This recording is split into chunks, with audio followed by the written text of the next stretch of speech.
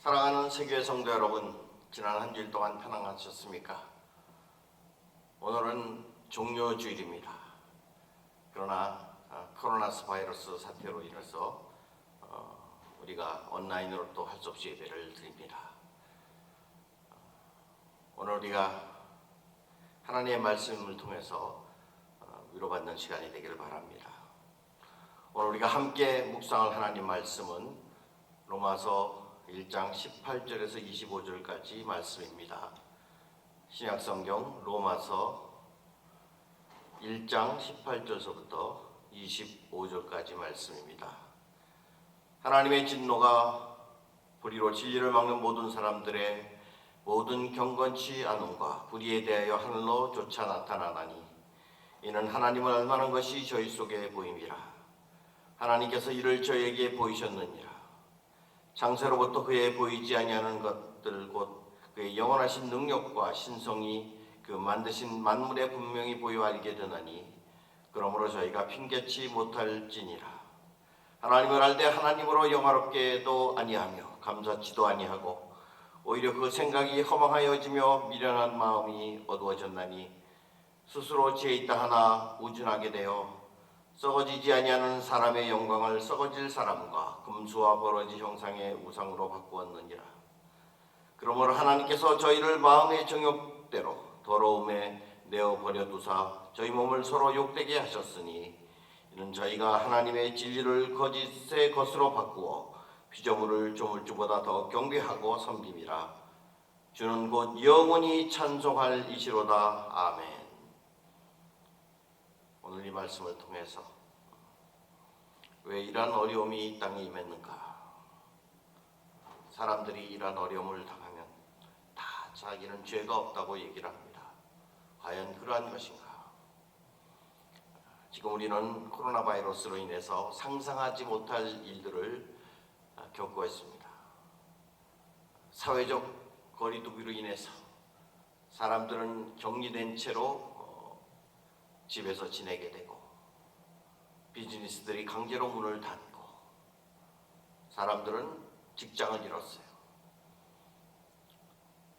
오늘 날짜로 보니까 1,000만 명이 직장을 잃었다 그럽니다. 워싱턴주에만 해도 약 7,000명의 지금 감염자들이 생겨났고 갈수록 어려움에 처하고 있어요. 심지어는 항공모함 루즈벨트호가 감염자로 인해서 운행을 포기해야 되고 결국은 그 책임자가 사임을 해야 되는 그러한 일도 생겨났습니다. 텍사스의 어느 교회는 주일 예배를 강행하다가 그 교회 담임 목사가 구속되는 일까지 벌어지는 사태를 맞이했습니다. 굉장히 지금 강력한 법 집행이 이루어지고 있는 것 같아요. 이러한 강력한 법 집행을 바라보면서 여러분은 어떤 생각이 드십니까? 이러한 법 집행을 통해서 자유를 느끼십니까? 아니면 속박을 느끼십니까? 아니면 두 가지 다 마음에 담고 계십니까? 우리가 집에서 셀프 격리를 하는 것은 물론 속박일 수가 있습니다. 그러나 그런 한 우리는 이 전염병으로부터 자유를 누리는 것입니다. 전염병으로부터의 안전입니다. 여러분 안전을 택하겠습니까? 아니면 속박의 구속으로부터 오는 불편함을 호소하시겠습니까? 둘 중에 우리가 어떤 것을 선택하든지 간에 그것은 우리의 생각의 틀을 나타내고 있는 것입니다. 그동안 우리가 무심코 행하던 행동 뒤에는 알게 모르게 형성된 자동사고의 경향성이 생겼기 때문입니다. 그래서 어떤 상황을 만나면 그냥 자동적으로 느끼게 되고 자동적으로 행동을 하게 되는 것입니다. 법에 대한 우리의 반응도 그런 것이죠. 그래서 원래 법을 잘 지키는 사람들에게는 법은 별로 영향력이 없습니다. 그런데 한 번 법을 어기게 되면 어마어마한 공권력이 나를 향해서 무섭게 다가옵니다. 마찬가지로 하나님이 우리에게 율법을 주신 것은 정죄받고 지옥에 가게 함이 아니고 우리가 그 율법의 어김을 통해서 어떻게 하면 하나님과 올바른 관계, 바른 관계로 리셋하기 위한 하나님의 통로로 우리에게 주신 거예요. 어떻게 하면 죄로부터의 속박에서 벗어나서 자유를 주기 위한 하나님의 방편이었다는 것입니다. 그런데 사람들은 이 자유케 하려는 율법을 어기고 죄를 범함으로 하나님 앞에 나아가기는커녕 스스로 사망의 길을 택하게 된 것입니다. 지난 시간에도 우리가 함께 나눴듯이 로마서 1장 16절에서 17절 말씀이 이 로마서의 주제가 된다고 말씀드렸습니다. 이 로마서의 가장 중요한 주제가 무엇이냐? 바로 의인은 믿음으로 말미암아 산다는 것입니다. 믿음으로 구원에서 구원에 이른다고 말하고 있습니다. 여기서 말하는 구원은 최악의 상태에서 최상의 상태로 옮겨지는 것을 말합니다. 그래서 구원받은 자는 죄에서 벗어나 의를 이룰 수 있는 사람이 되는 것입니다. 그런데 문제는 인간 스스로 의인이 될 사람은 한 사람도 없다는 것이 가장 큰 딜레마입니다. 죄인은 인간이 스스로 자기 죄를 해결할 수 없기 때문입니다. 죄를 해결할 수 있는 유일한 길이 있다면 그것은 죄를 용서받는 길밖에 없습니다. 그런데 누가 용서할 수 있는 권한을 갖고 있다는 것입니까? 누가 죄의 문제를 처리할 수가 있습니까? 그래서 오늘 우리가 택한 1장 18절서부터 3장 20절까지는 이러한 같은 주제가 계속 흘러가고 있습니다. 즉 내가 왜 구원을 받아야 할 존재인가? 왜 내가 구원받을 필요가 있는가 말이죠. 그리고 내가 크리스찬이 되기 위해서 필요한 것은 무엇인가? 거기에 가장 기본적인 깔려있는 배경이 바로 죄 때문이라는 것입니다. 그래서 오늘 18절서부터 3장 20절까지를 세분하면 네 부분으로 나눌 수가 있습니다. 그래서 첫째는 온갖 죄로 타락한 이방인의 참상이 기록되고 있어요. 또 2장 1절부터 16절까지는 두 번째로 착하게 살려고 노력하는 모든 도덕주의자들, 그러나 그들도 죄인이다라는 것이죠. 또 2장 17절서부터 3장 8절까지의 말씀은 율법을 가졌다고 자랑하는 유대인들이야, 너희들도 죄인이다. 그리고 마지막 네 번째로 3장 9절서부터 20절까지의 모든 인류가 범죄하였다. 그래서 여기서 결국 바울이 말하고자 하는 것은 온 세상 사람들이 하나님께 죄를 범했다는 것입니다. 그래서 모든 인류가 다 하나님의 심판 아래 있다는 일종의 기소장과 같이 바울이 기록하고 있는 것이에요. 사람들은 그렇습니다. 나는 죄가 없어요 라고 부르짖습니다. 그러나 그 문제에 대해서 성경은 어떻게 대답하고 있습니까? 우리는 고의적으로 죄를 짓지 않습니다. 단지 실수를 했을 뿐입니다 라고 사람들이 얘기를 할 때 오늘 본문을 통해서 하나하나 그 부분에 대해서 딛고 넘어가고 있다는 것입니다. 1절 18절 말씀을 보세요. 여기서부터 3장 20절까지의 핵심 구절을 뽑으라 그러면 바로 하나님의 진노가 하늘로부터 쫓아 나타나고 있다. 이것이 가장 중요한 말이에요.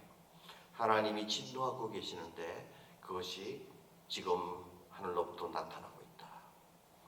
하나님이 분노하심, 하나님의 진노, wrath of God. 이 말을 들으면 무엇이 연상이 됩니까? 많은 분들은 소돔과 고모라를 연상하실 것입니다. 하나님이 분노해서 하늘에서 유황비가 쏟아지고 바위만한 우박이 내리치고 번개가 번쩍이는 그러한 것을 연상할 수도 있습니다. 그러나 바울이 여기서 말하는 것은 과거에 이루어졌던 그런 하나님의 진노와는 다른 것을 말하고 있습니다. 여기 본문에 보니까 하늘로부터조차 나타난다, being revealed라는 말로 번역되어 있습니다. 지금도 현재 진행형으로 기록되어 있습니다. 지금도 반복적으로 계속해서 일어나고 있다는 것입니다. 그래서 오늘 우리의 삶 속에서 지금 일어나고 있는 이 코로나 바이러스의 무시무시한 전염병은 하나님이 진노하신 것이 아닌가 하는 생각도 듭니다. 작은 바이러스는 생명체도 아닌 그냥 물질일 뿐입니다. 그러나 이 물질이 우리 세포와 접하게 되면 변이를 일으키는 것이에요. 그래서 온 세계가 지금 힘없이 이 바이러스에 주저앉고 있습니다. 온 세상의 기초가 흔들리고 있습니다. 이것이 과연 하나님의 진노가 아닌지 우리가 어떻게 부인할 수 있겠습니까? 우리는 하나님이 세우신 모든 것을 다 영리로 바꿔버렸어요. 남자가 남자를, 여자가 여자를 성적으로 이렇게 하는 것을 합법화하다고 우리는 말하고 있습니다. 하나님의 생명의 권위를 인간이 만든 유전자 조작으로 바꾸려고 하고 있습니다. 모든 질서가 파괴되는 상태에서 하나님이 진노하시는 것은 당연한 결과가 아닌가 생각을 해봅니다. 그래서 우리는 하나님의 진노에 대해서 먼저 살펴봐야 되겠습니다. 하나님이 진노하시오. 이거는 우리가 생각하는 것과는 조금 다릅니다. 예를 들어 어떤 사람이 진노했다, 대노를 했다. 여러분 어떤 걸 상상하십니까? 우리나라 말로 그랬을 때는 뚜껑이 열렸다 이렇게 얘기해요. 뚜껑이 열렸다. 영어도 그런 게 있어요. blowing one's top 이런 표현을 씁니다. 분노가 나면 판단력이 흐려지죠. 감정이 완전히 행동을 집어삼킵니다. 그래서 폭력적이 되고 물건을 집어던지고 유리창이 깨지고 소리 지르는 자절하게 상실된 그러한 모습이 연상되어질 것입니다. 헬라어에는 이 진노라는 표현에 두 가지 단어를 씁니다. 하나는 thumos라는 단어를 쓰고 하나는 orge라는 단어를 씁니다. 이 thumos라는 단어는 오늘날 우리가 thermometer라는 단어를 쓸 때 어원이 되는 거예요. 온도 계산, 뜨거움을 재는 그런 측정기. 그래서 문자적으로 이 thermos는 폭발하는 화를 얘기하는 거예요. 폭발하는 것. 갑자기 빠르게 화를 내는 것. 이것이 thermos예요. 우리나라 말은 욱한다라는 표현이죠. 욱한다. 하나님은 욱하시는 하나님은 아니십니다. 여기서 말하는 하나님의 진노는 뚜모스가 아닙니다. 여기서 말하는 하나님의 진노는 올게라는 단어를 쓰고 있어요. 올게. 이것은 조절된 분노를 나타냅니다. 하나님은 화를 내시지만 항상 조절된 상태로 표현을 하십니다. 컨트롤된 상태로 화를 충동적으로 표출하지 아니하십니다. 왜냐하면 하나님은 인간과 다른 어떠한 표현을 하시기 때문이죠. 하나님은 분노하십니다. 그런데 왜 하나님이 분노하실까? 그것은 바로 sin, 우리의 죄 때문에 분노하십니다. 만약에 어떤 사람이 아무런 이유 없이 다른 사람에게 악한 일을 하거나 해를 주고 있는 것을 볼 때 분노하지 아니하세요? 여러분 분노하시기를 바랍니다. 요즘 한국의 N번방 사건이라고 난리가 났습니다. 24살밖에 안 된 청년 하나로 수많은 사람들이 더럽고 추악한 욕망의 범죄에 동참을 했기 때문입니다. 아직 미성년인 어린아이를 협박해서 성노예를 만들고 그것을 돈을 내고 보는 수만 명의 도덕과 양심이 마비된 사람들을 오늘 보고 있어요. 이런 걸 볼 때 우리가 분노를 치밀어 오는 것은 당연한 것입니다. 만약에 그런 것을 보고도 무관심하다면 그 사람은 문제가 있는 분일 것입니다. 그런 의미에서 분노는 사람과 밀접한 관계가 있는 것입니다. 우리가 그만큼 관심을 갖고 있기 때문에 그만큼 분노하는 것입니다. 이번 코로나 바이러스로 인해서 사람들이 집에서 격리를 하다 보니까 부부가 같이 보내는 시간이 많죠. 그래서 보니까 일반적인 범죄는 많이 떨어졌는데 가정적인 폭력의 범죄가 많이 이렇게 생겼다는 것이죠. 오랜 시간 이렇게 부부가 같이 있다 보면 서로 이것이 옳다 저것이 옳다 언쟁이 생기는 경우가 있어요. 이 정도는 우리가 나쁘다고 생각하지 않습니다. 그것은 다시 말하면 결혼 생활에 대한 관심이 아직 많다는 것을 표현하는 것일 것입니다. 진짜 문제가 있는 부분은 그런데 관심이 없습니다. 서로 포기한 상태라서 무감각합니다. 그래서 올바른 표현된 분노는 사랑의 또 다른 표현이라고 볼 수가 있습니다. 왜 하나님께서 죄에 대해서 분노하실까요? 왜냐하면 죄는 사람을 망가뜨리기 때문입니다. 선하게 창조된 것을 비틀어서 해를 끼치도록 만들어버리기 때문입니다. 하나님은 세상을 선하고 완전하게 창조하셨는데 전쟁과 증오와 폭력과 편견과 오만과 사악과 비리로 얼룩진 세상을 보시면서 하나님 만약에 분노하지 않으시다면 그건 창조주로서의 권리를 포기한 거나 마찬가지일 것입니다. 하나님은 그래서 분노하시는 것입니다. 본문에 보니까 분노하시는 대상이 두 가지인데 모든 경건치 않음과 불이라고 본문은 말씀하고 있습니다. 영어로는 godlessness and wickedness 이렇게 번역을 했어요. 이것은 하나님이 존재하시지 않는 것을 전제로 하는 삶입니다. 이것은 무신론과는 또 다른 의미입니다. 경건치 않는 삶이란 하나님을 믿지 않는 삶이 아니라 많은 사람이 하나님이 존재는 믿고 있으나 생활에 있어서 하나님이 존재하지 않으신 것처럼 사는 것을 말하는 것입니다. 오늘날 세속주의를 말합니다. 하나님은 저 위에 하늘에 계시지 이곳에 사는 나랑 무슨 상관이 있느냐 하는 그러한 자세인 것입니다. 불의는 또 뭐냐? wickedness. 어떠한 룰이 있고 법칙이 있는데 그것을 무시하고 어기고 사는 모습을 말합니다.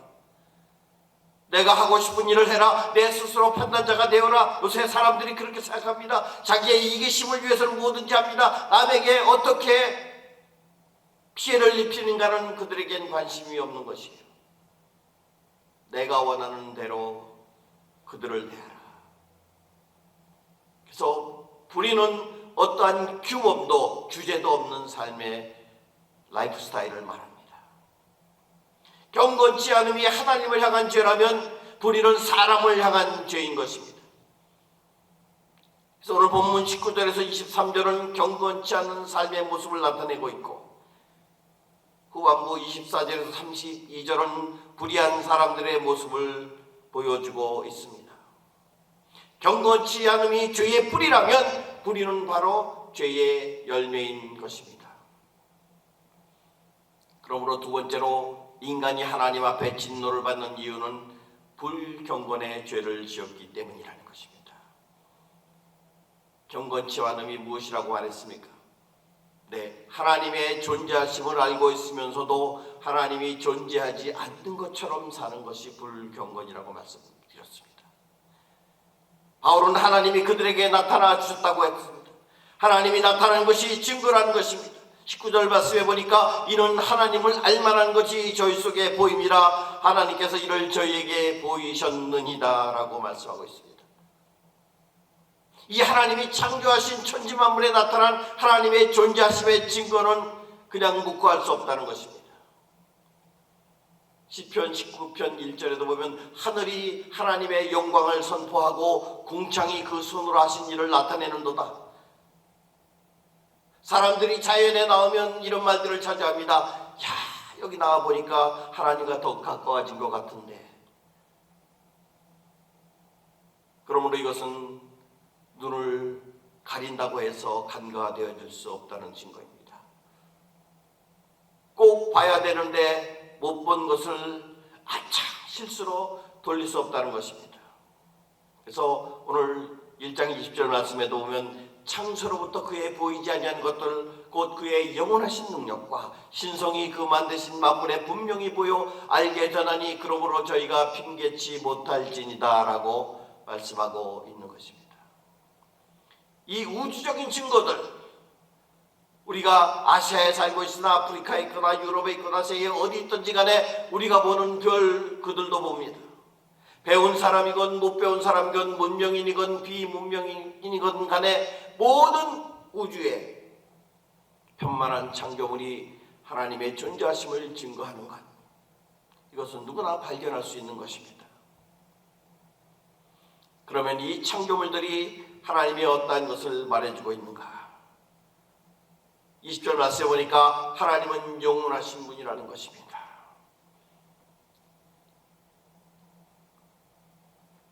세상에 창조된 모든 만물들을 보세요.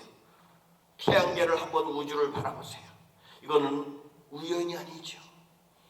이것은 디자인이 된 것입니다. 여러분, 디자이너가 없이 어떻게 디자인이 존재할 수 있겠습니까? 이런 게 어떻게 우연히 존재할 수 있겠습니까?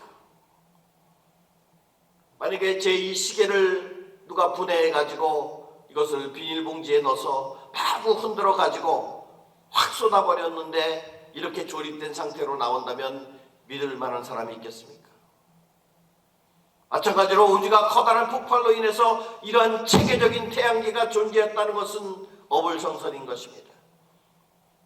누군가가 디자인했고 그 아이디어는 창조전에 벌써 존재했다고 오늘 본문은 말하고 있습니다. 그래서 하나님은 영원하신 분인 것입니다. 또한 이러한 아이디어를 실천해내신 하나님은 능력의 하나님이시라는 것입니다. 누가 있어 별을 만들고 그것을 운행할 수가 있단 말입니까? 우리가 상상하지 못할 능력이 우리 하나님에게 있다는 것입니다. 그러한 것이 20절 말씀에 보니까 이런 하나님의 속성이 만물에 분명히 보여졌다고 말씀합니다. 하나님이 세상을 창조하신 그러한 질서정연한 모습, 시스테메틱한 모습이 나타나 있다는 것입니다. 물론 이러한 우주적인 증거들을 가지고 하나님의 사랑이나 하나님의 거룩하시며 하나님의 인격적인 면은 알 수가 없습니다. 그러나 분명한 것은 하나님이 존재하시고 그분이 영원하시고 그분의 능력은 우리가 다 헤아릴 수 없다는 것은 분명히 알 수가 있다는 것입니다. 그러기에 성경은 우리에게 말하기를 우리가 핑계치 못한다고 선언합니다. 하나님 앞에 나는 못 들었고 몰랐기 때문에 그렇습니다라고 핑계치 못한다는 것이죠. 많은 사람들이 전도를 할 때나 아니면 초신자일 때 하는 질문이 뭐냐면, 목사님, 복음을 한 번도 들어보지 못한 사람들은 어떻게 되나요? 이거는 불공평하지 않습니까? 뭐 이렇게 얘기를 합니다. 그러면서 꼭 누구를 드냐면 이순신 장군은 어떻게 됩니까? 세종대왕은 어떻게 됩니까? 이런 질문들을 많이 합니다. 근데 여러분 분명히 하시기 바랍니다. 오늘 본문은 우리에게 이렇게 얘기합니다. 그들이 하나님 앞에 심판을 받는 것은 복음을 듣지 못해서가 아니라 그들이 가지고 있는 하나님에 대한 지식을 거역하며 살았기 때문이라는 것입니다. 그래서 인간은 핑계치 못한다는 것입니다. 하나님은 존재하십니다. 어떤 인류 문화를 보더라도 어떤 문명을 보더라도 무신론 문명은 없어요. 물론 그들의 종교가 왜곡되고 진리에서 떨어져 있지만 그 어떤 문명도 신전이 없는 문명은 없습니다. 그 어떤 문명도 그들의 신에게 제사하고 예배하지 않았던 문명은 없었을 것입니다. 우리는 보통 하나님을 믿지 않는 자들을 무신론자라고 말합니다. 그러나 엄밀히 말해서 이 세상에는 무신론자는 없습니다. 다만 불신자들이 있을 뿐입니다. 이 세상에 아버지 없는 자식이 어디 있습니까? 그런데 다만 아버지가 없다고 말하는 사람들이 있을 뿐입니다. 하나님이 없다고 하는 자는 자신에게 생명을 주신 하나님을 거부하는 페르나에 불과합니다. 그래서 본문은 말합니다. 하나님을 알만한 것이 저희에게 보임이라. 그러므로 핑계치 못할지니라. 그들이 정죄받는 이유는 그들이 불의로 진리를 막기 때문이라고 18절에 말씀하고 있어요. 불의로 진리를 막는 거예요. 여기서 막는다라는 단어, 막는다, 이거는 카테코라는 단어를 썼어요. 카테코.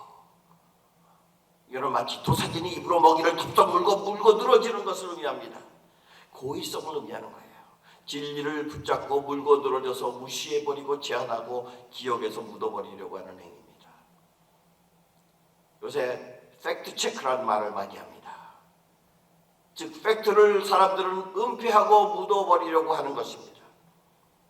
그런데고 팩트가 묻어져 버립니까? 실존은 감출 수는 있어도 결코 완전히 묻지는 못한다는 것입니다. 종국에는 다 드러나는 것이죠. 중국이 아무리 우한 바이러스를 숨기려고 해도 숨겨질 수 없었던 것 같습니다. 세상은 본능적으로 진리를 억압하고 감추려 합니다. 여러분, 진화론을 신봉하던 사람들은 그것을 과학이라고 포장해서 사람들에게 전파했습니다. 그러나 실상은 그것은 단지 허구에 불과한 것입니다. 증명할 수 없는 면에서는 창조론이나 진화론은 마찬가지니까요. 아무도 그 시작 현장에 있지 않았기 때문입니다. 아무도 본 사람이 없기 때문인 것입니다. 결국 둘 다 믿음의 문제인 것이요. 믿음으로 진화론자가 되든지 아니면 믿음으로 창조론자가 되든지 둘 중에 하나입니다.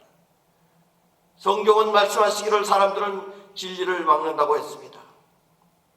그리고 그것을 덮으려 한다는 것입니다. 사람들은 진리를 알고 있으면서도 진리를 억압합니다. 그렇기 때문에 정죄를 받는 것이에요. 그들이 정죄받는 두 번째 이유는 진리를 거부하기 때문입니다.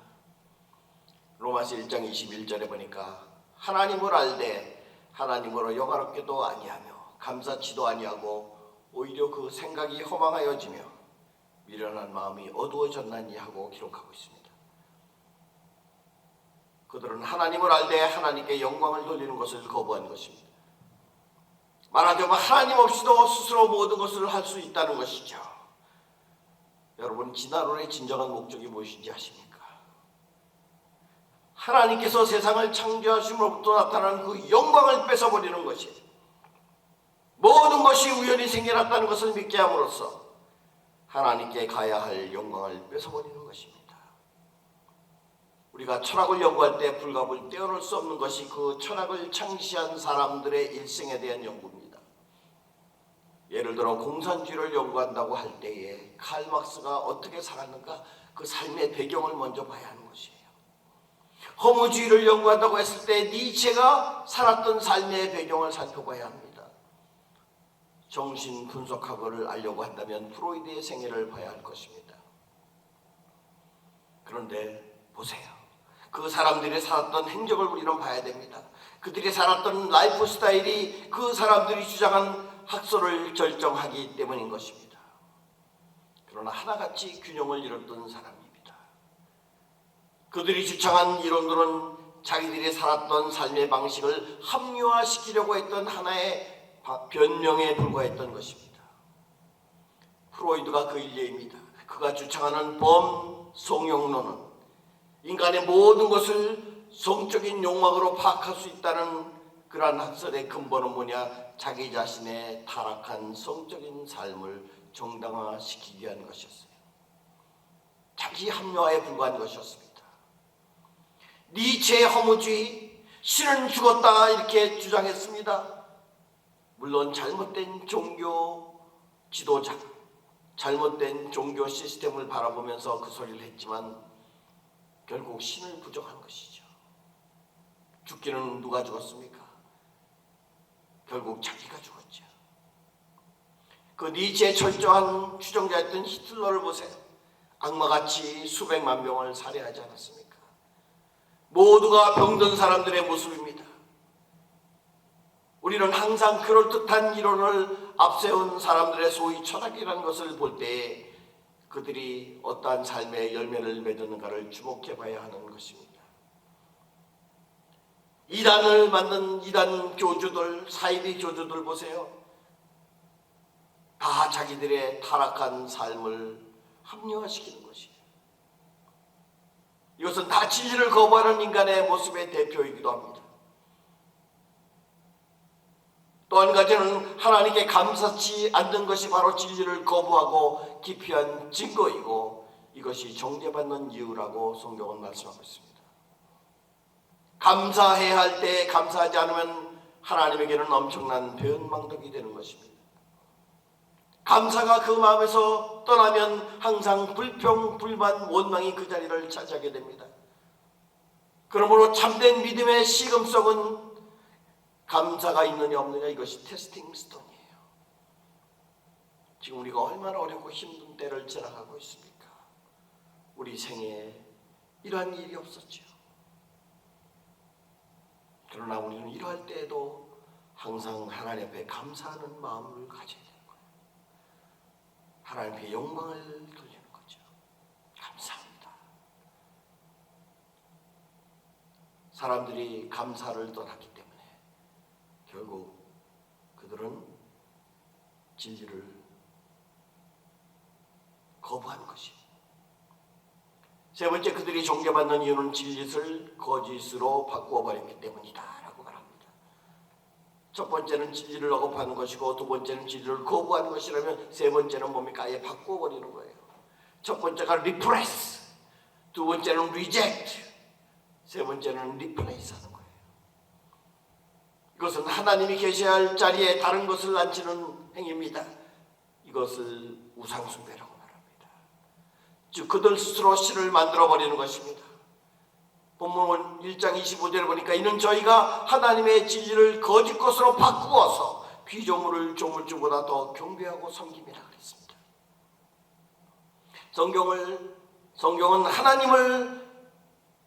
하나님이 형상을 따라서 사람을 만들었다라고 얘기하고 있습니다.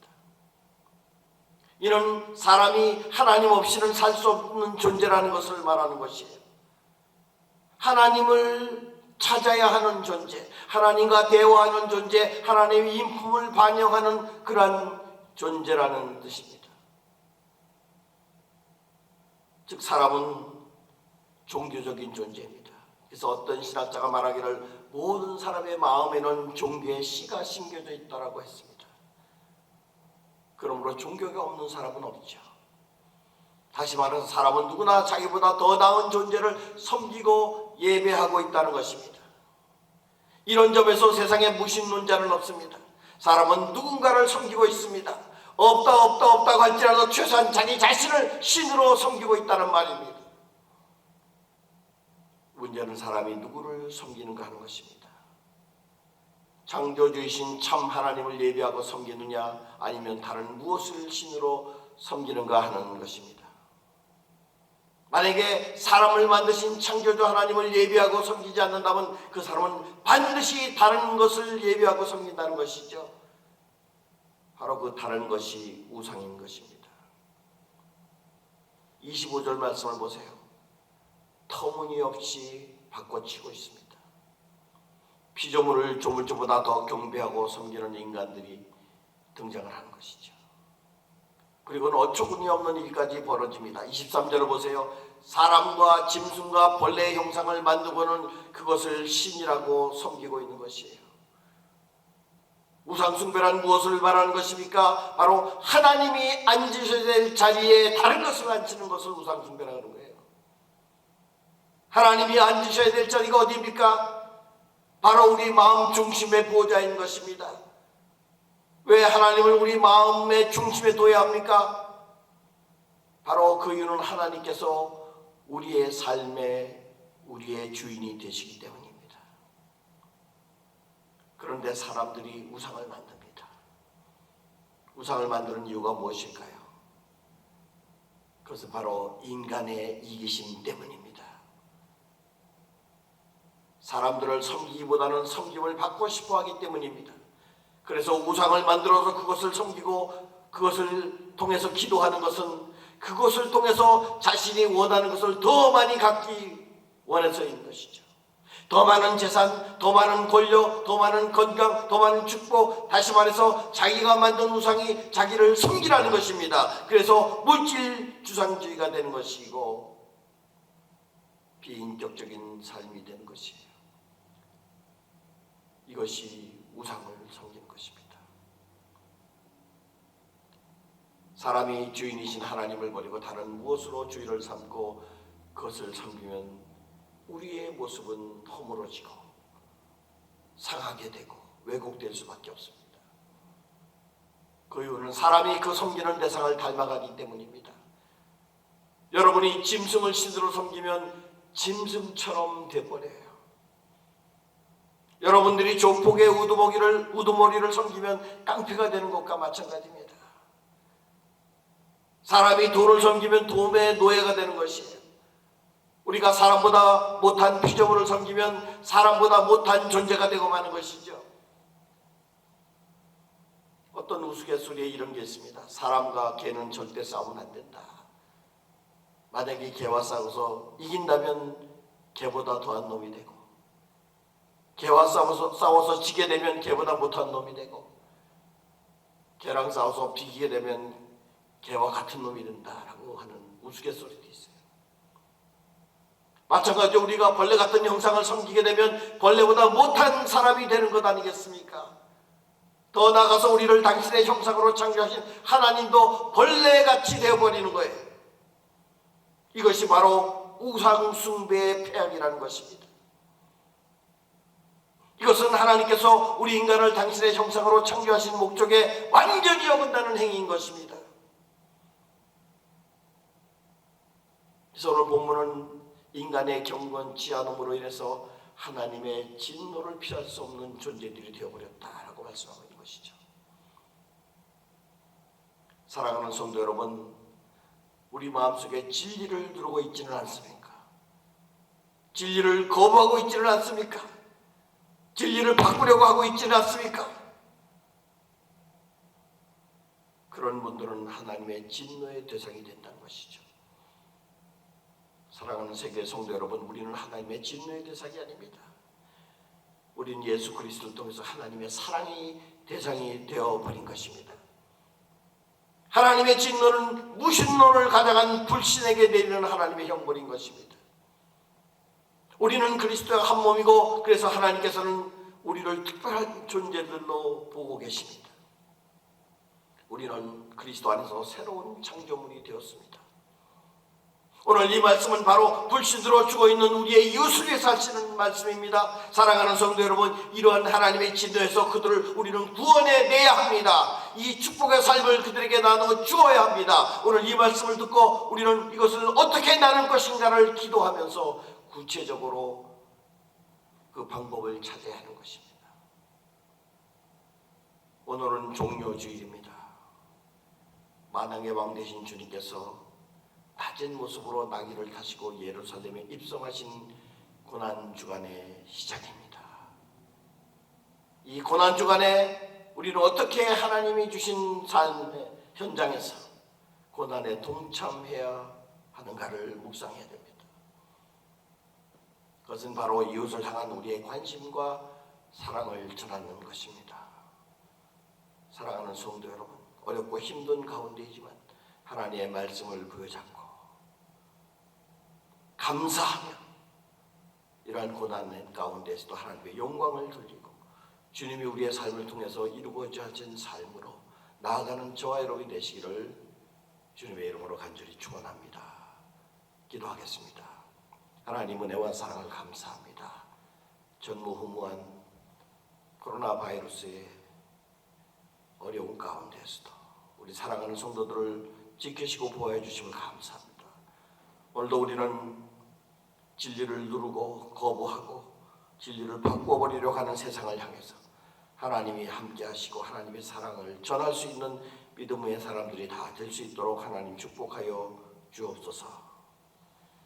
이제는 우리 구주 예수 그리스도의 은혜와 하나님 아버지의 지극하신 사랑하심과 성령님의 감동 감화 인도 교통 충만하심이 오늘도 하나님의 택함을 받음으로 이 땅에서 하나님의 영광을 드러내기를 소원하는 각 성도들 머리머리 위에와 저들의 가정과 직장과 생업 위에와 주께서 피값 주고 사신 베드로의 세교회 위에 이제로부터 영원토록 함께 하시기를 간절히 축원하옵나이다.